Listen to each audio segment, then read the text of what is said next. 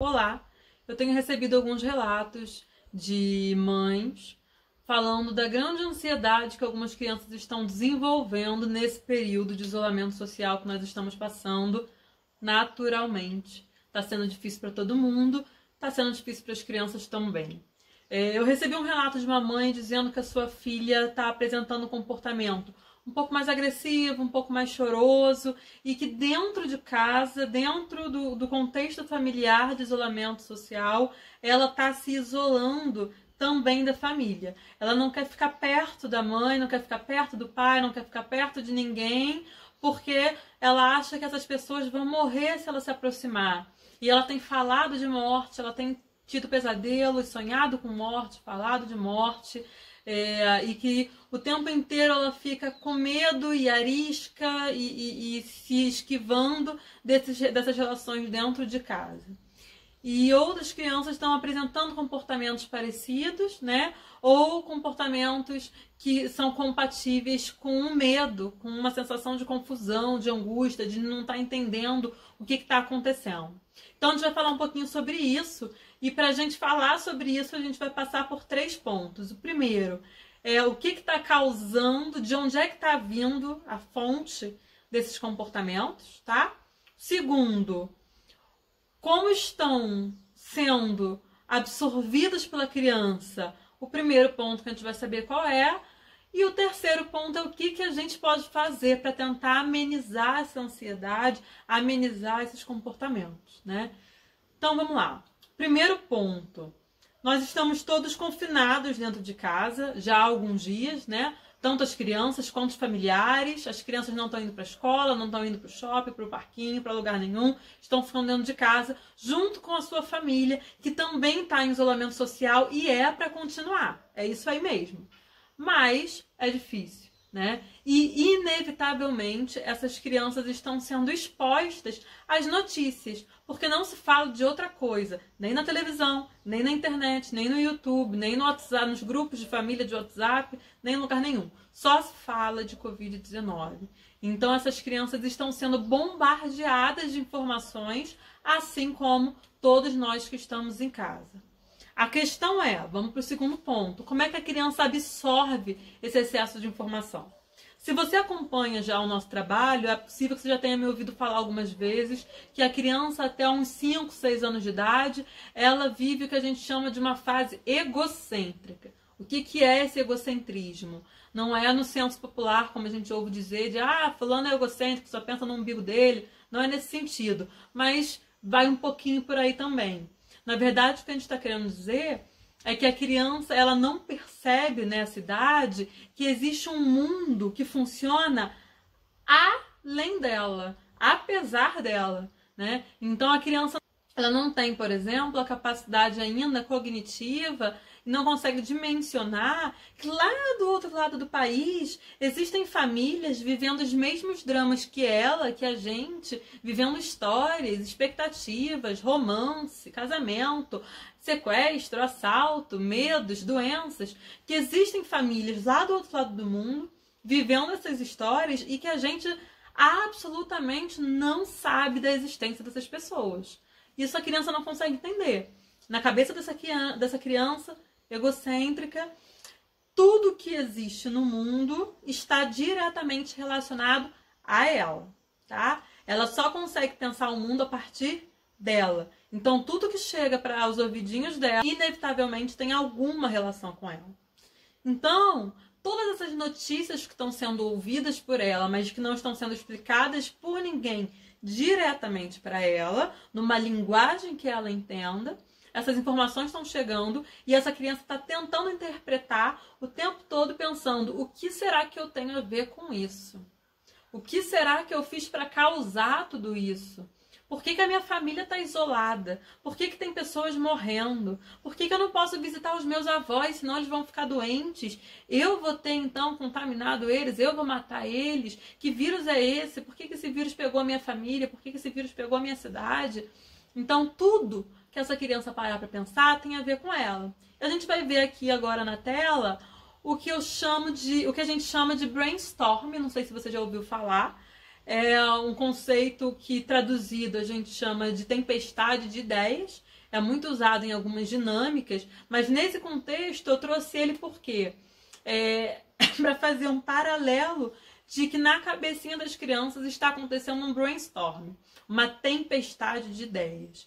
Tem aqui, como vocês podem ver, o Covid-19, que é o tema central, está aí bem no meio da imagem, e em volta dele tem um pouco de tudo que essa criança já ouviu falar em todas as mídias ou da própria família que comenta o que está acontecendo. Então você imagina que essas ideias estão todas soltas. Qual é a proposta do brainstorm? É que você identifique palavras, coisas, palavras-chave que tenham a ver com o que você está trabalhando e que depois você organize todas essas ideias e faça aquilo ter um sentido. Acontece que na cabeça da criança a coisa toda permanece como uma tempestade. Nada se organiza se a gente não senta com ela para explicar o que está acontecendo. E aí a gente pega cada uma dessas palavrinhas, medo, morte, tristeza, isolamento, e essa criança pergunta uma por uma: o que eu tenho a ver com morte? O que eu tenho a ver com tristeza? O que eu tenho a ver com isolamento? Né? E ela vai se culpando pelas notícias de morte, ela vai se culpando pelas notícias de isolamento, pelas notícias de tristeza e por cada uma dessas palavras, porque ela é egocêntrica ainda, tá? E aí ela vai ficando desesperada, com raiva, não sabe do que, muitas vezes dela mesma, se sentindo culpada, sentindo medo dela morrer, das pessoas morrerem. Ela precisa de ajuda para interpretar tudo isso. Mas eu sei que está difícil para a gente interpretar tudo isso também, né? Mas a criança precisa de mais ajuda que a gente. Então a gente vai para o terceiro ponto. O que fazer com tudo isso?